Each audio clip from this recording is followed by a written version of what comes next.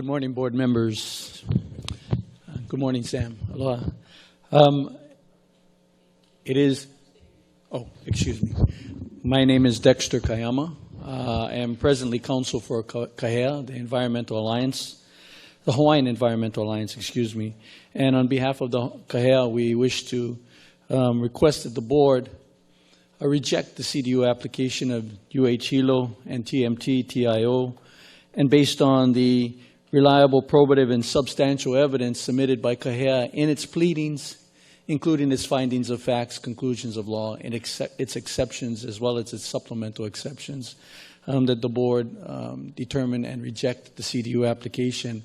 I will say up front, in case time runs out, without waiving my argument, I wish to also state that should the board decide to make a decision in support of approving the CDUA permit, we would also make an oral motion to request a stay of execution pending the appeal.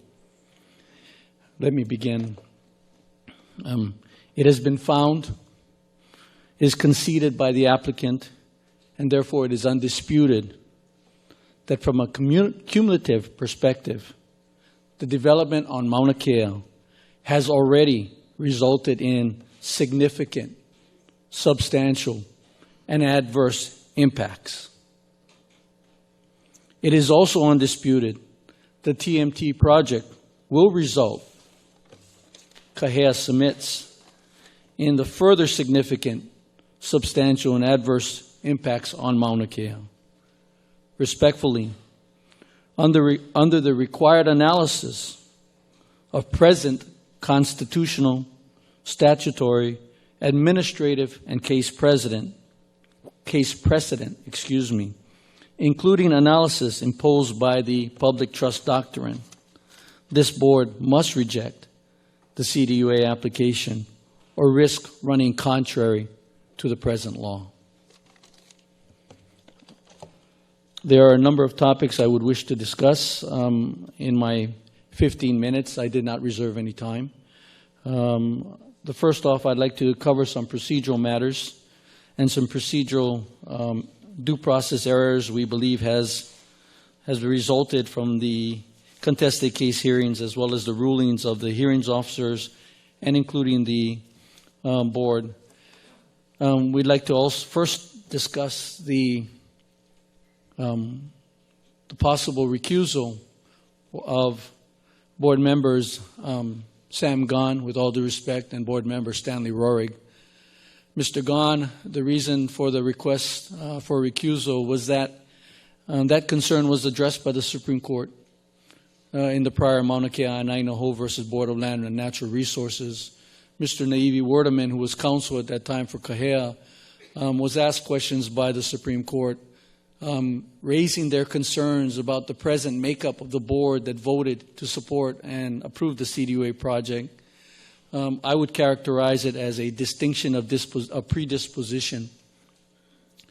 And so that distinction of predisposition attaches to all board members who participated and voted in the prior CDU application. Again, a concern voice raised by the Hawaii Supreme Court in Mauna Kea and Ainaho versus Board of Land and Natural Resources. For that reason, and I'm only aware of Kumugan, but if there are other board members who did in fact participate and vote in the prior one, I think that is problematic for this board going forward unless those members recuse themselves. Concerning Mr. Rohrig, with all due respect, I believe there are some, and we would submit respectfully, some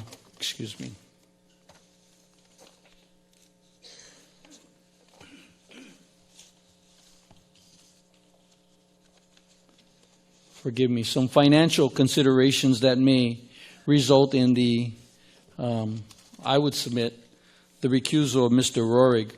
Again, as has been pointed out in a filing, document number 380 by Mihana Kihoi, that was submitted, I believe, in October of 2016, and then not ultimately opposed or actually denied by the hearings officer until June of 2017, a full 8 months later. It is clear that Mr. Roerig and Mr. Roerig's family did lease property to Mr. Shad Warfield and his organization, his nonprofit organization.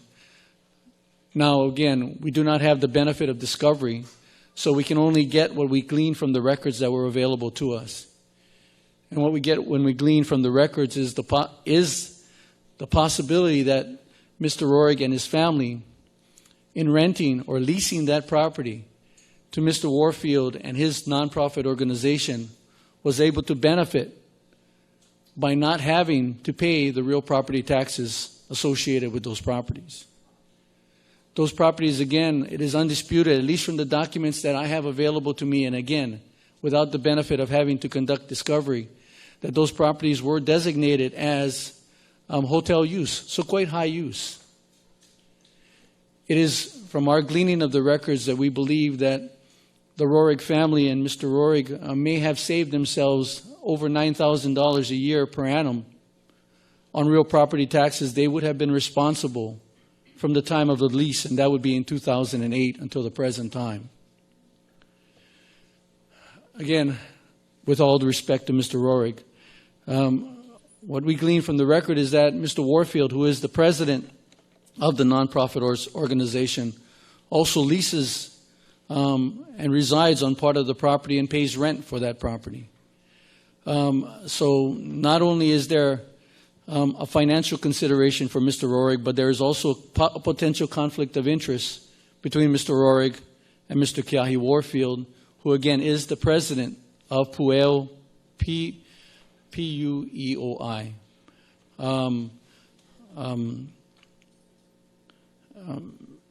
So for those reasons, again, we believe that Mr. Roerig's status as a board member, we would ask, and we believe that it should happen that Mr. Roerig recuse himself from these proceedings and from voting on these proceedings.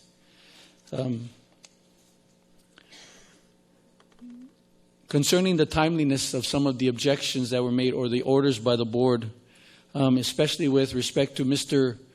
Kalani Flores raising his objections to Mr. Roerig, as well as objections proposed, submitted by UH and TIO concerning the supplemental exceptions filed by KAHEA.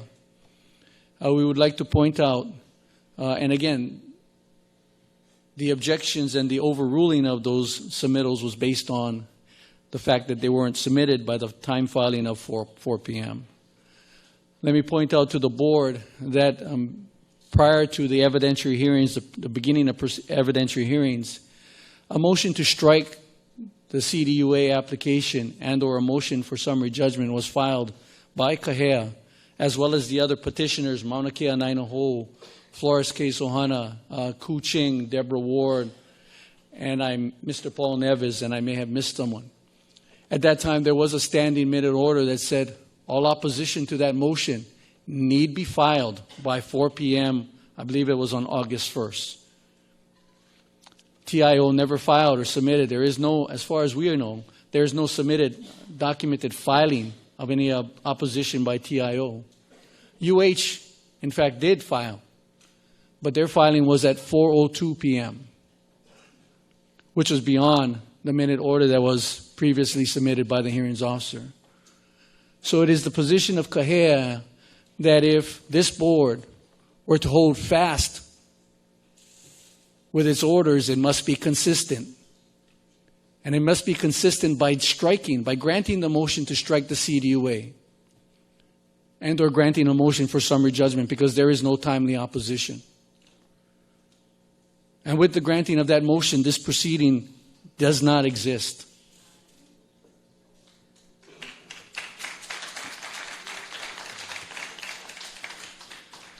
Concerning the public trust doctrine, it is the position of KAHEA that the public trust doctrine clearly applies to the proposed TMT project.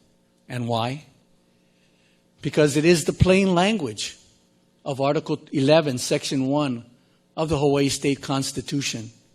It clearly states, in fact, it is the first item that is listed as to what these protections are provided for: land. That statutory language is clear and unambiguous. It is also consistent with the clear and rich history, Hawaii's history, of its protection of its natural resources, including land. Furthermore, the Hawaii Supreme Court in Mauna Kea Nainoho versus BLNR in 2015, the concurring opinion held that the public trust doctrine applies to the TMT project on Mauna Kea. And finally, and not insignificantly, this board, and maybe not exactly this board, but this board in the previous hearing already conceded that the public trust doctrine applies to the TMT project. So it is our position that the hearings officer committed a grave error of law in her assessment, her misapprehension, and her determination that the public trust doctrine only applies to water and that water was not part of the TMT project. We ask that you apply that standard, apply that doctrine to this TMT project, or again, risk running contrary to the law.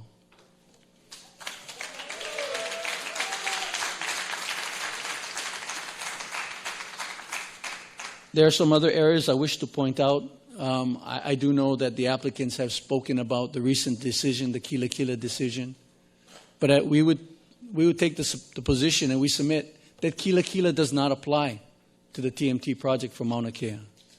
Again, what is clear about the TMT project is that it is proposed to be constructed on undeveloped, pristine area, separate from the astronomy precinct on Mauna Kea.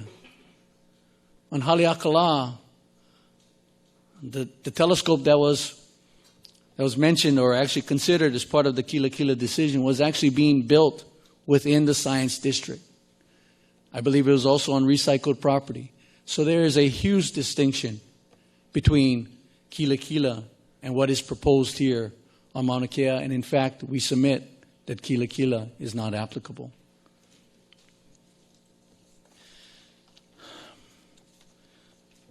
If I may touch upon some of the areas we believe the applicant has failed and fallen short. Let me address the decommissioning funding plan. It does not comport with the requirements of this body's decommissioning plan.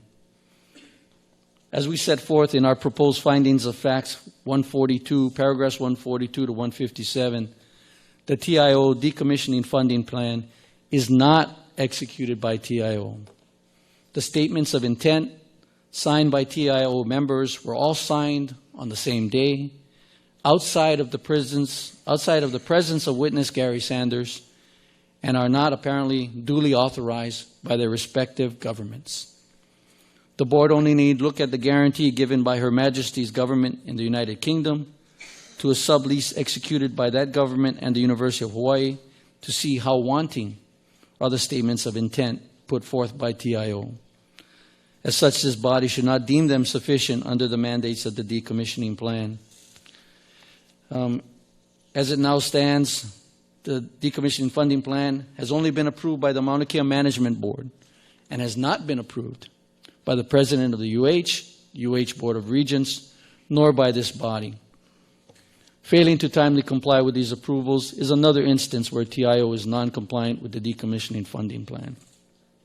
Finally, it was not prepared under the supervision of Project Manager Gary Sanders. Mr. Sanders was also unable to provide a basis for the 3% inflation rate relied upon in the sinking fund plan. Our source for the 3% inflation assumption was not referenced in the sinking plan. Finally, let me get to what we believe is another grave error, and that is the competence or the qualifications of Mr. Jim Hayes, the person primarily responsible for preparing, submitting the CDUA as well as the environmental impact statement.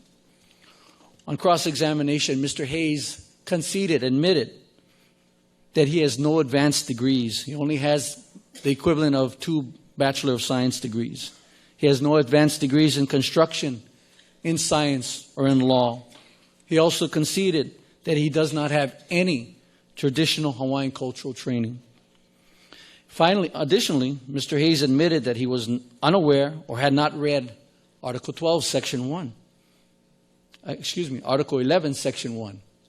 Article 12, Section 7 of the Hawaii State Constitution, nor had he read any of the significantly known Hawaii cases, commonly known for their protection of rights of access and traditional Hawaiian cultural practices, including the Kapa'akai o Ka'aina decision, Pash decision, Iao decision, and Pele Defense Fund decisions.